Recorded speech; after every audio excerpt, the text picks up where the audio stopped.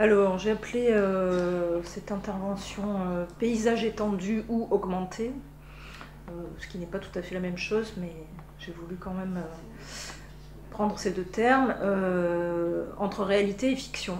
Donc je rappelle un petit peu le point de départ qui est lié à la notion de paysage, qui est devenue essentiellement visuelle.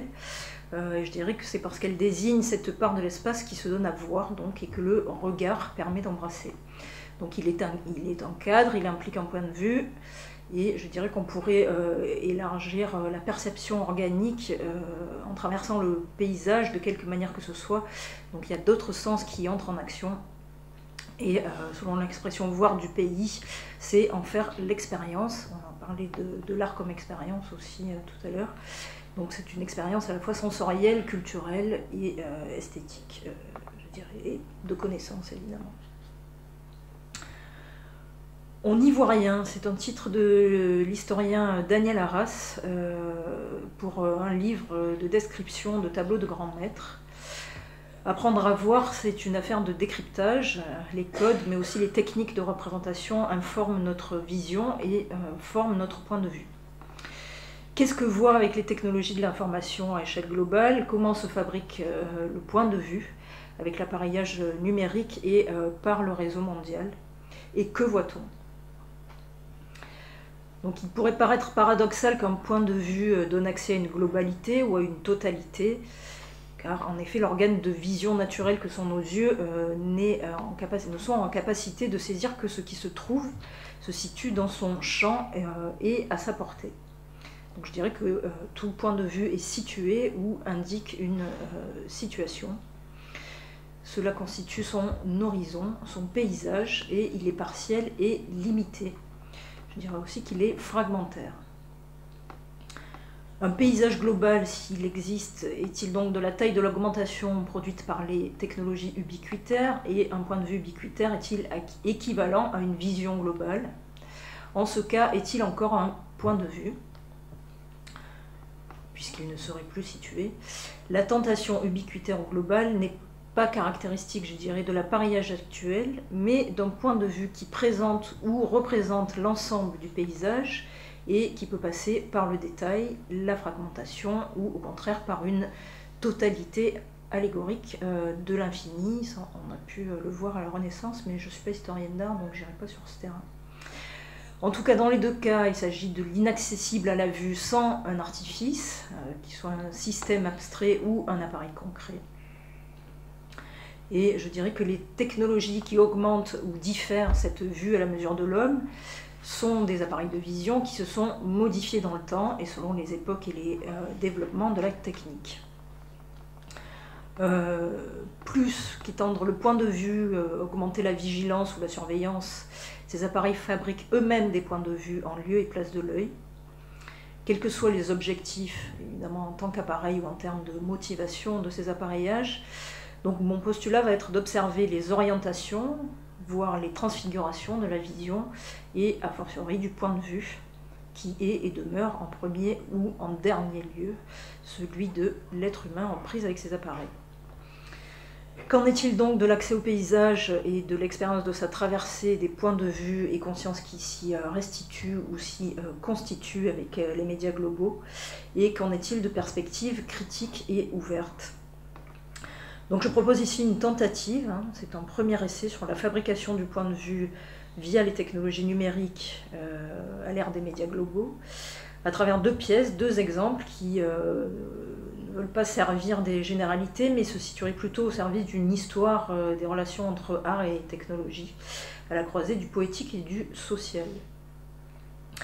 Donc ces deux pièces sont Augmented Reality de l'artiste Adelin Schweitzer, qui est une expérience déambulatoire mais qui est aussi une installation, et Optical Vacuum, film réalisé par Dariusz Kowalski. Donc je voulais préciser qu'ils utilisent tous deux des caméras, mais qu'aucun d'eux ne se dit réalisateur ou cinéaste, mais artiste.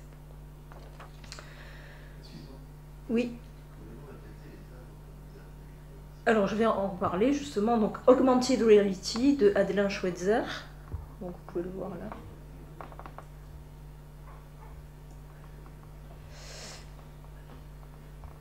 Donc c'est une pièce qui est construite sur la création originale d'un dispositif technologique spécifique et singulier qu'il a lui-même développé et qui joue du rapport entre localisation et globalisation, mais qui aussi et surtout s'inscrit dans une volonté de déprogrammation et de désorientation.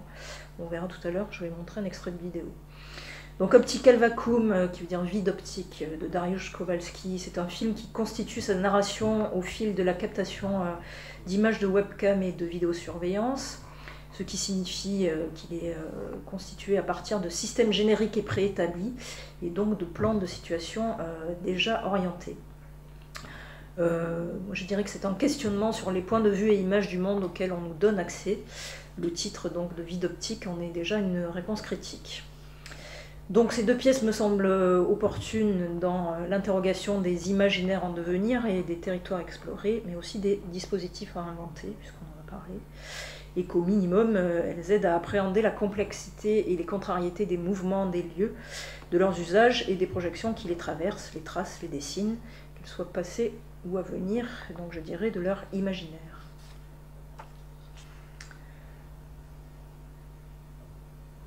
Donc je vais commencer par Augmented Reality, donc avec cette œuvre au titre si général, Adelin Schweitzer met en œuvre une expérience de déterritorialisation de l'individu qui détourne les perceptions humaines et interroge les cadres de vie.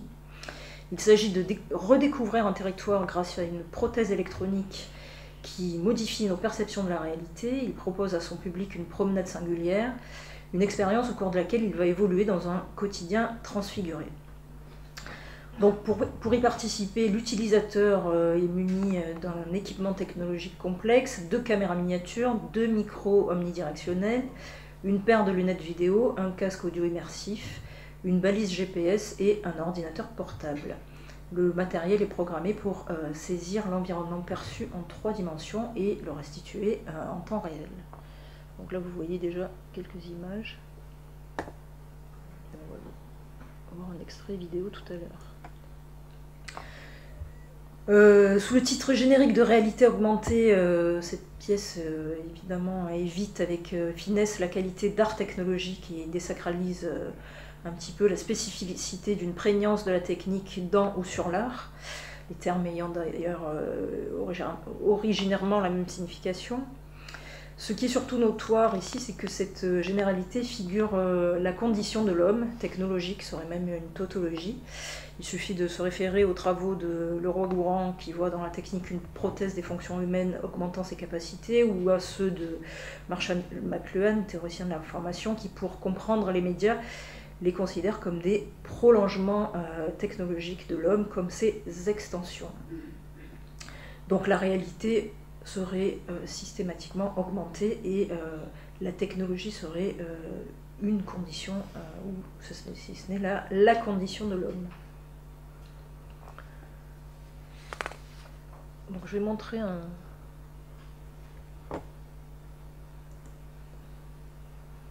extrait vidéo de l'expérience. Hein? Welcome in the second promotional movie of the project, Augmented Reality. This one puts in scene prototype 01 and made state-of-art research carried out until now.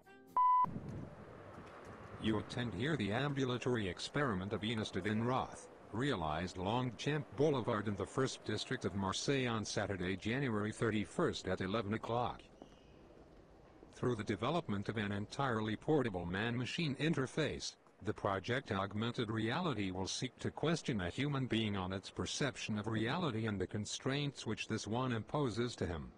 He thus seeks to draw up a cartography making it possible to explore the various forms of answers brought by the public. This project appeals, for one part, with one of the concepts founder of the philosophy of Gilles Deleuze, la territorialisation deterritorialisation. In this context, augmented reality could then be a machine that deterritorializes the individual. A machine thanks to which the human being could be freed from the constraints imposed by these directions on reality. The project rests on a device embarked on the spectator actor who will modify the field of his visual perceptions and auditive in order to enable him to rediscover an environment which is familiar for him, his district, his city, etc. This device consists of two miniature cameras, an immersive video pair of glasses, an immersive audio helmet, of two directional microphones, a beacon GPS, and a laptop. Its various elements connected units are able to produce analyzed data then treated in real time by a computer embarked in order to generate a video stream and audio broadcast to the user.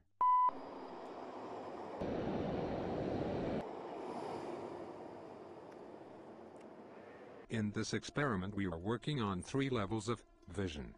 The first level is constituted of zones effects when the subject penetrates in GPS zones defined by advance. These effects lay out each one of particular characteristics which are adjusted according to the physiological parameters of each subject. The second level is characterized by the action of dynamics filters. These filters act independently of the zone's effects and act on the structure even of the video stream.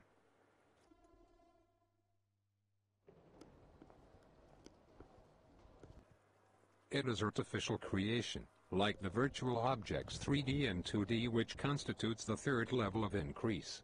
Interactive and coordinated compared to space thanks to various techniques of follow-up.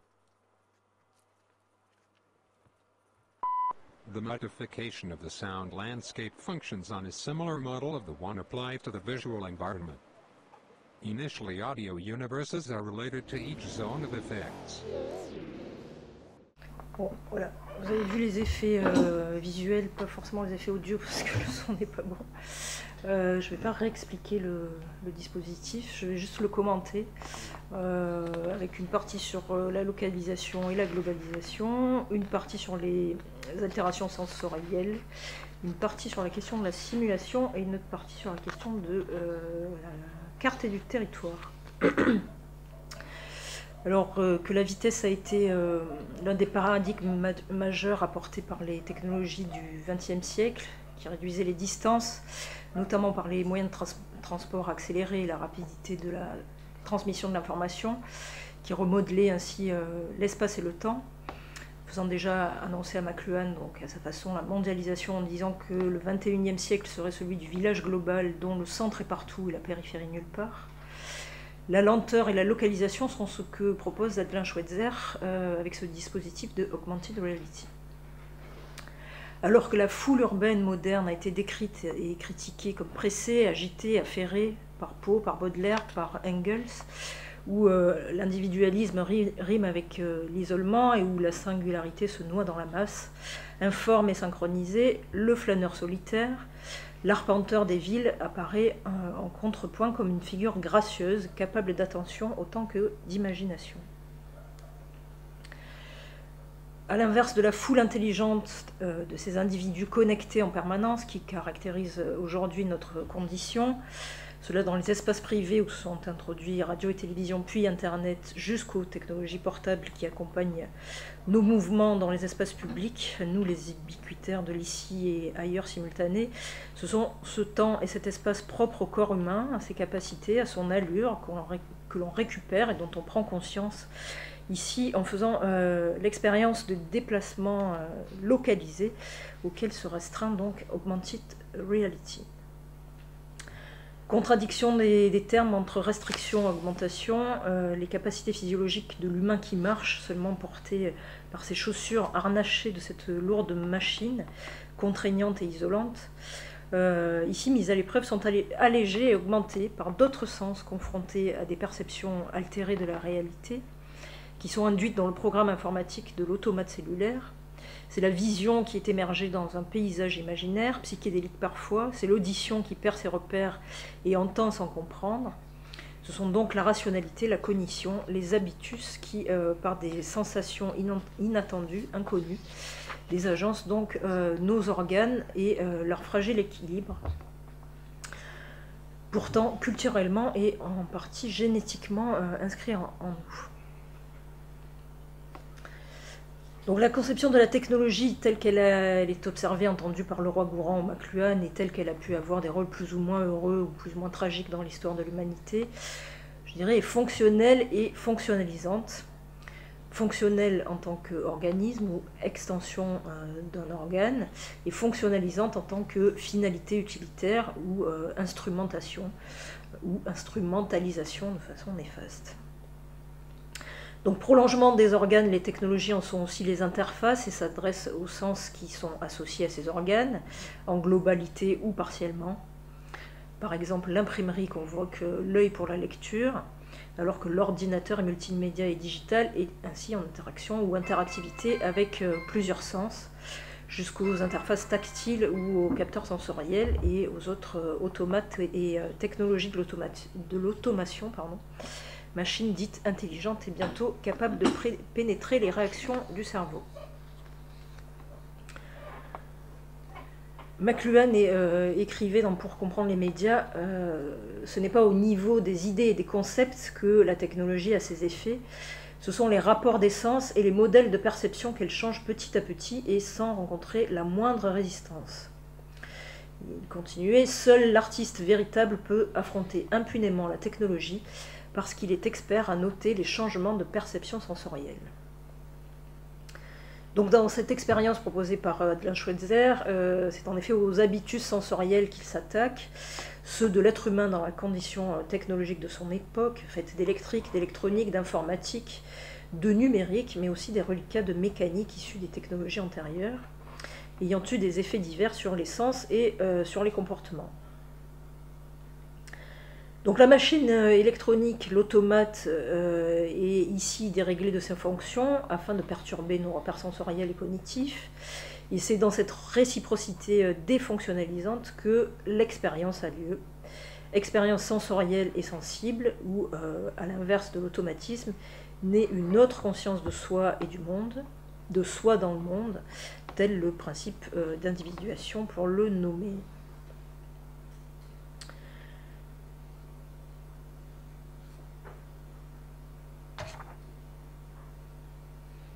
Alors cette expérience, je dirais, est propice à générer des ajustements pour des réadaptations entre organes et plus largement entre organismes. Ceux-ci sont à la fois d'ordre physiologique et psychique, donc tout comme l'embarquement dans Augmented Reality, parce que c'est vraiment un embarquement, dans ses parcours et dans ses dérives. Donc sans objectif de parvenir totalement à finaliser la phase de refonctionnalisation, cette expérience nous introduit un monde flottant entre réalité et virtualité, ancré dans un territoire mais suspendu dans l'imaginaire, où ce qui a lieu à l'intérieur de l'embarcation n'est absolument pas identique à ce qu'est le paysage extérieur. Alors ma question serait quelle part active l'artiste de simulacre dévié de la simulation. Je vais poser quelques questions sur la simulation informatique, qui consiste en des technologies de calcul réalisées par un ordinateur en vue de modéliser et de recomposer des phénomènes naturels à l'identique de leur attitude réelle, de leur comportement réel.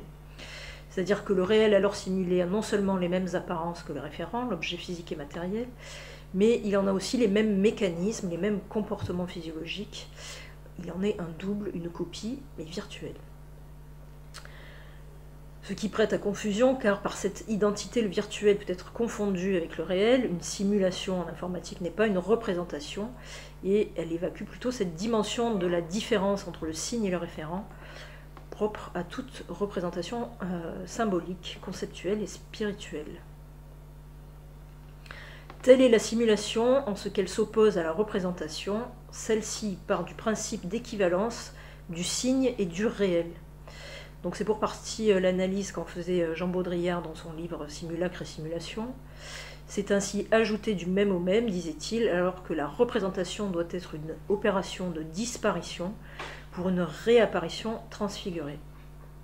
Et tel est donc le principe du simulacre, qui ne feint pas d'être la réalité ou de vouloir passer pour elle, mais nous indique la présence de l'artifice qui peut être de texture variable, et le virtuel devrait en être une, tout autant qu'il signale l'absence de la nature de la réalité. Donc tel est pour moi le processus que génère aussi Augmented Reality, en disposant dans le programme informatique des éléments sonores et visuels aléatoires, étrangers à la réalité du territoire traversé par le corps et qui viennent donc se substituer pour la vue et pour l'ouïe au paysage réel tout en déstabilisant tous nos sens. Et l'artiste transfigure ainsi la réalité dans une représentation en la distordant et la déréglant, et en déréglant par effet aussi notre fonctionnement interne.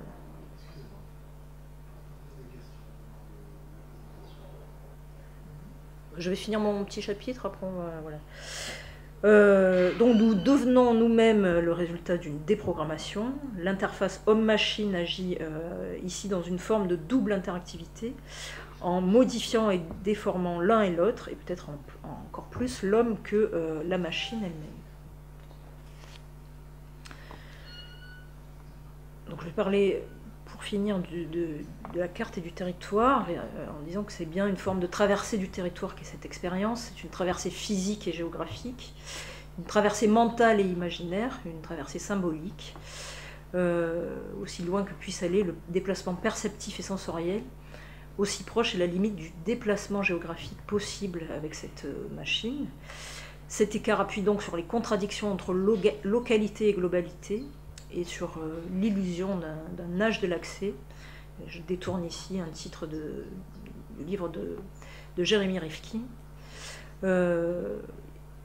Accès à la réalité qui n'est que virtuelle, alors que les frontières demeurent, elles, réelles, et que leur passage devient pour certains humains de ce monde une transgression. Donc à l'époque du développement informatique et de la cartographie et de la géolocalisation par satellite, notre monde nous donne l'impression de la possibilité de pouvoir l'explorer à domicile ou de programmer un itinéraire pour s'y repérer aisément. Mais on a parlé de tourisme tout à l'heure, et nous ne sommes donc pas de sempiternels touristes. Que savons-nous et que pouvons-nous comprendre du territoire réel, de la spécificité de ses contours, de ses cultures, rurales ou urbaines, si nous ne les traversons pas concrètement, ne les habitons pas, mais les survolons et les dominons depuis leur tracé virtuel, qui sont ceux de la simulation numérique, capable de couvrir le territoire ainsi que d'en masquer la réalité ou même de l'évacuer. Le territoire ne précède plus la carte ni ne lui survit, écrivait encore Baudrillard dans Simulacre et Simulation, précédant ce constat dans les termes « La simulation n'est plus celle d'un territoire, d'un être référentiel, d'une substance, elle est la génération par les modèles d'un réel sans origine ni réalité. » Qu'en reste-t-il alors? Le désert du réel lui-même, concluait Baudrillard, car les simulateurs actuels tentent de faire coïncider le réel, tout le réel, avec leur modèle de simulation. Mais il ne s'agit plus de carte ni de territoire, quelque chose a disparu, la différence souveraine de l'une à l'autre qui faisait le charme de l'abstraction.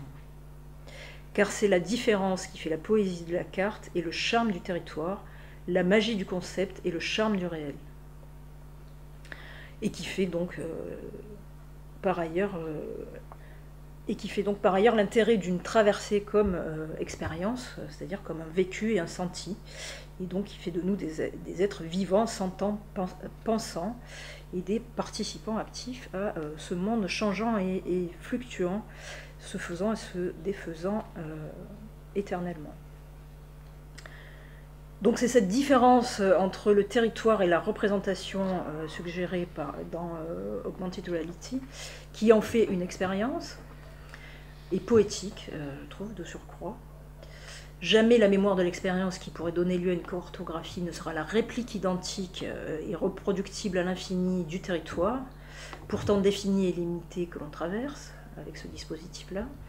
Elle en est une expérience singulière, c'est-à-dire originale et unique, qui dessine un paysage différent pour chaque individu.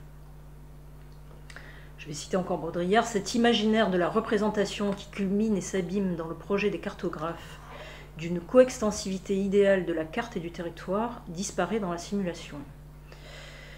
Simulation où la machine signalétique, programmatique, impeccable, offre tous les signes du réel et en court-circuite toutes les périspéties. Plus jamais le réel n'aura l'occasion de se produire. Donc si plus rien n'a lieu, si aucun événement ne survient, c'est donc la fin de l'expérience qu'il s'agit, l'expérience dans laquelle l'humain ne peut se constituer en tant qu'individu, se construire, ayant conscience via l'expérience de lui-même dans sa différence autant que dans sa ressemblance avec l'autre et avec les autres.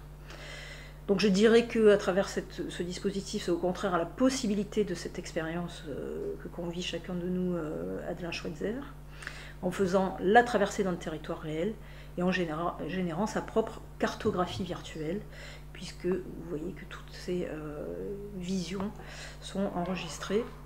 Et cette mémoire rassemblée des tracés dessinera bientôt un paysage qui projette un imaginaire collectif, puisque c'est aussi cela qu'il est en train maintenant de construire. Je ne sais pas s'il y avait une question. J'avais une question, mais j'ai pas envie de répondre en fait. Ah d'accord. Vous m'entendez? Oui, oui. Vous venez de répondre juste dans votre dernière phrase.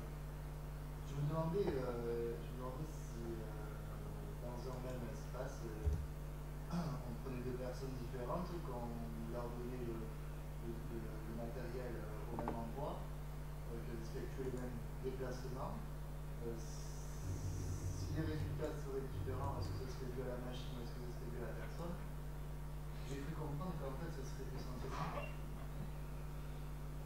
au geste de la personne, mais que finalement la machine n'est qu'un programme, si je comprends bien. C'est-à-dire qu'il n'y a pas de place, comme tout à l'heure on parlait d'hallucination, il n'y aurait pas vraiment de place pour une réalité qu'on peut expérimenter dans les hallucinogènes. Enfin, je veux dire, il n'y aurait pas vraiment une image particulière qui viendrait, si ce n'est le programme informatique qui transforme la réalité. J'ai du mal à saisir où est la question en fait dans le. Excusez-moi, ce que je vous dis, c'est que vous devez répondre d'après moi. Je voulais simplement savoir si la machine, elle agissait comme un transformateur d'image ou si la personne qui est expérimentée. La personne n'agit pas sur la machine. En fait, c'est la machine qui est un programme qui, justement, distord les perceptions. Donc, c'est le programme qui déprogramme notre vision. En fait, celui qui est programmé, c'est l'individu. Donc, c'est son corps et ses habitudes culturelles, son système cognitif, qui est, par ce dispositif-là, on est complètement perdu quand on est là-dedans parce qu'on a la vue bouchée et les oreilles bouchées. Donc on est complètement soumis au système de la machine. Hein? À quoi? Oui, oui. Donc on a l'impression que c'est soi-même qui agit, puisque c'est soi-même qui choisissons son parcours. En même temps, le parcours est une dérive, puisque comme on est perdu dans le dispositif, on ne maîtrise pas ce qu'on fait non plus. Donc il est proposé dès le départ de choisir le lieu de la traversée. En même temps, c'est dit, c'est dans des lieux familiers qu'on est amené à traverser ces espaces. Et en même temps, la machine fait que la machine déprogramme la vision et du coup le corps lui-même, la perception est déprogrammée aussi. Donc quand on ressort de là, oui, on a peut-être l'impression d'avoir pris un... C'est assez violent, ouais. Un hallucinogène, oui, effectivement. Technique. Alors là, on voit des choses assez difficiles. Il y a certains paysages qui sont programmés pour ressembler aussi à des paysages impressionnistes. C'est beaucoup plus doux parfois. Hein.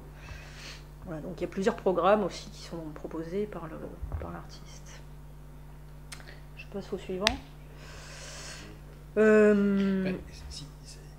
Si tu passes au suivant, moi j'avais une question sur celui-ci, comme ça j'enchaîne.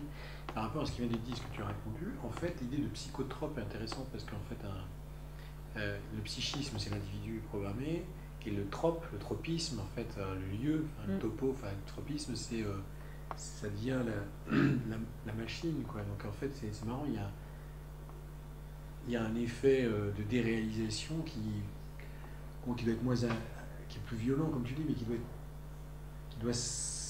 quelque part rejoindre les paradis artificiels et Baudelaire, qui rejoint aussi un peu la psychogéographie de Debord, hein, avec les parcours qui sont avec sa théorie de la dérive, justement, où alors le principe de la dérive, c'est de sortir de son parcours fonctionnel pour inventer son propre parcours urbain sur le principe de la dérive. Alors, on sait aussi que voilà, c'est recomposer une géographie à partir de parcours non fonctionnels. Donc là aussi, il y a une sorte de déprogrammation. On sait aussi que Debord ne prenait pas forcément de psychotropes, mais je crois beaucoup d'alcool. Donc il y a quand même une similitude avec ces parcours urbains qui sont aussi des déambulations chez Debord, il me semble. D'accord. Mais parce Voilà, que, qui ont parce fini. Les paradis artificiels chez Baudelaire, c'est quand même l'opium, c'est quand même Ouais. la chiche. Et en fait, là, il y a peut-être quelque chose d'intéressant. En fait, enfin, je sais pas, ça me semble que c'est je note. Parce que le caractère psychotropique du couplage homme-machine, en fait, tu vois, alors soit c'est violent, soit. Enfin, voilà, est-ce que ça peut générer des addictions? On ne sait pas. Non, mais c'est hormonal, enfin, c'est pas pareil, l'expérience psychique n'est pas la même, bien sûr. Ouais. Parce que la différence, c'est que dans la conscience, en fait, Voilà, la conscience. dans la connaissance par les gouffres de Michaud, par exemple, où il essaie d'écrire en fait l'état de. Il reste conscient de l'état de ce que tu appelles la déprogrammation, qui est l'avancée en fait du psychotrope. Il essaye connaissance par les gouffres, quoi. Mais il y a une technique de micro-machin prise pour qu'il arrive toujours à être un peu conscient. Voilà. Et donc voilà, là, ce qui est assez marrant, ça ressemble assez à ça, par analogie. Là, on est vraiment sur une analogie. Mais enfin, continue, parce que c'est très intéressant. Mais je crois qu'il y avait une question au fond. Oui, c'est une question. Moi, je me pose la même question. Est-ce vraiment la réalité augmentée? J'ai quand même l'impression pour moi que c'est de la réalité modifiée. Oui. Au sens où, d'ailleurs, c'est vrai, c'est une réalité qui est altérée. Parce que il existe aujourd'hui la réalité augmentée, on peut tous voir facilement, c'est une lunette de vision nocturne. Une lunette de vision nocturne, on voit la nuit des choses que nos sens ne peuvent pas voir.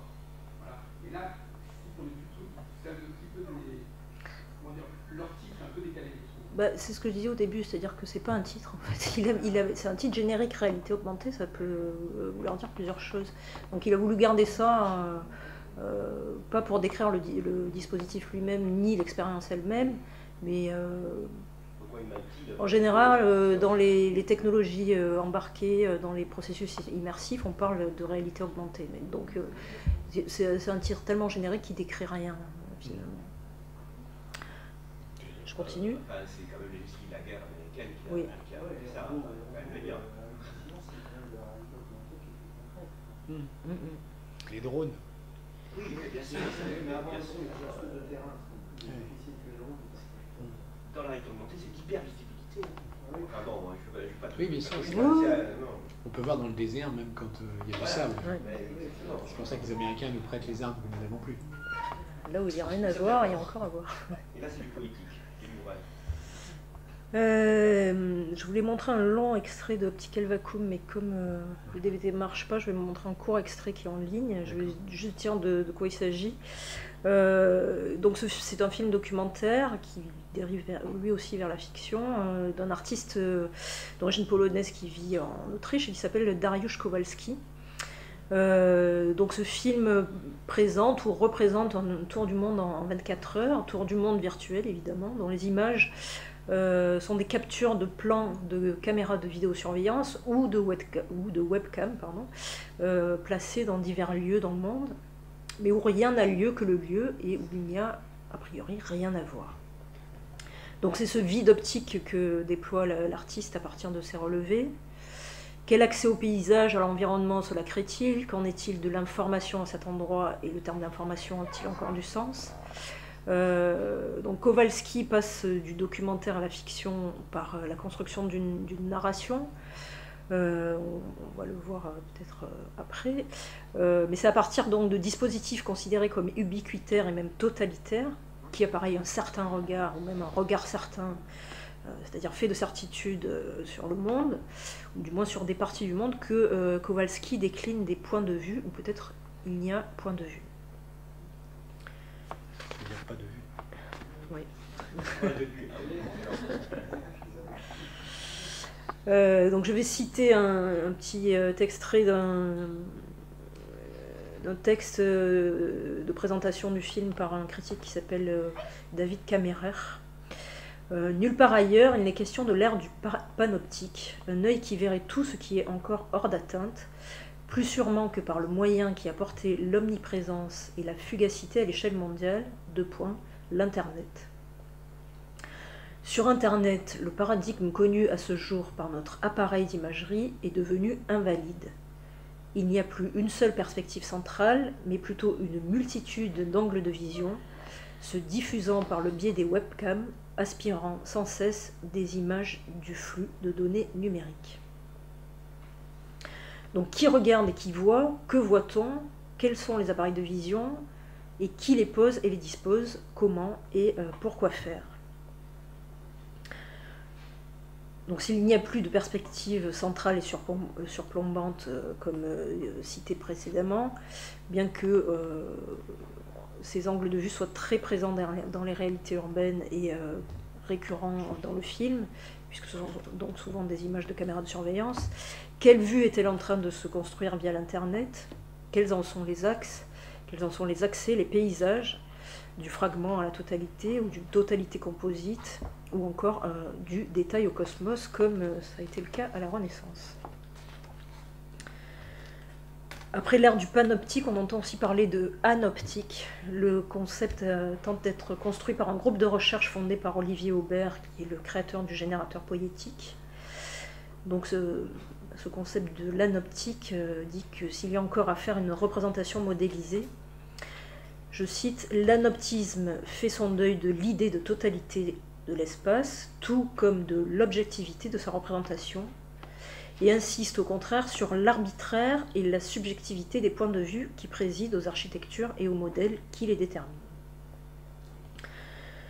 Donc le vide optique du titre Optical Vacuum ne serait donc qu'un ersatz intermédiaire entre des constructions historiques du point de vue, via leur époque d'appareil, pour reprendre une terminologie de Jean Widehout.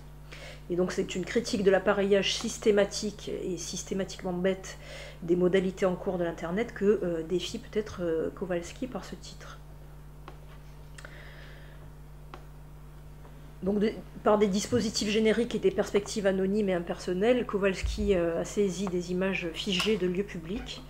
Je vais citer encore une présentation par un critique français là, qui s'appelle Nicolas Féodorov. Vue impersonnelle provenant de webcams et de caméras de vidéosurveillance du monde industrialisé, qui passe indifféremment d'une laverie automatique à un parc public, d'un bureau désert à une plage de sable fin, espace public et lieux semi-privés y dessinent une géographie mondialisée de non-lieux. Paradoxe d'un non-tournage et d'un voyage immobile, les enjeux sont autant la surveillance que les contours de notre monde, sa mémoire ou sa disparition. Donc on va voir un petit extrait, je voulais montrer quelque chose de beaucoup plus long pour mieux comprendre.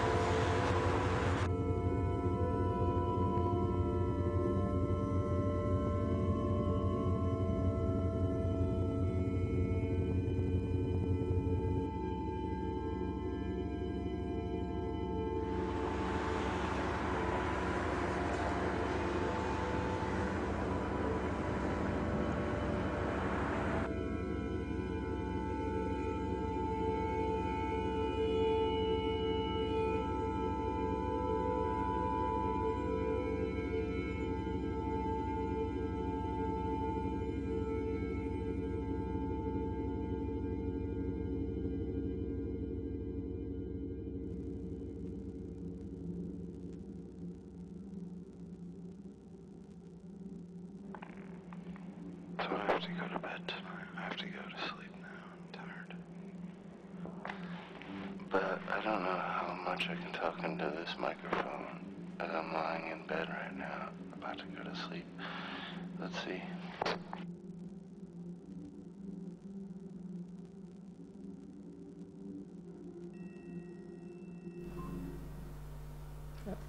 Dommage, ils sont beaucoup.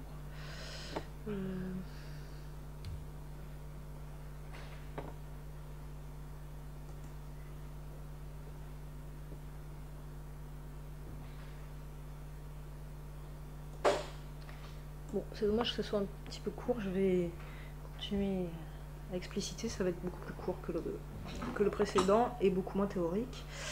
Donc Kowalski ne donne pas d'objectif direct pour la construction de ce film, mais il passe par le procédé, ou l'artifice, on va dire, de la fictionnalisation, qui prend ici la forme d'un journal supposé de voyage, récité par un personnage qui est seulement audible, et qui injecte ainsi une dimension intime et personnalisée à ces espaces inhabités, parfois réellement, mais toujours symboliquement.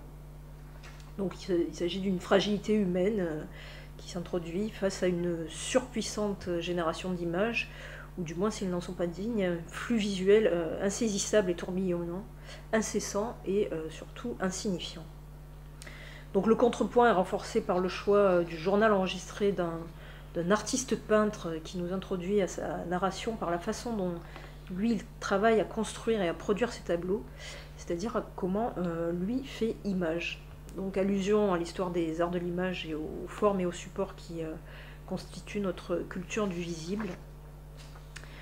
Le peintre indique qu'il fabrique a blank canvas, donc c'est-à-dire un canevas vierge ou vide, et on pourrait dire au commencement était le vide. Mais c'est aussi sa finalité. La création provient du vide, d'un espace vierge, surface donc, dans laquelle les images apparaissent, leurs couleurs, leurs lignes, dit-il. Et ce que le film montre alors, donc là vous ne l'avez pas vu, mais c'est essentiellement des espaces vides ou des prises de vue vidées de vision du monde comme perspective conscientisée. Les plans ne semblent plus que des relevés, des observations, qui ne prêtent donc à aucune considération, aucune projection imaginaire, aucune construction symbolique. Donc il ne s'agit plus qu'une topographie qui n'appelle aucun commentaire et qui redouble au sens de Baudrillard, qui a été mentionné plus tôt sur la question de la simulation.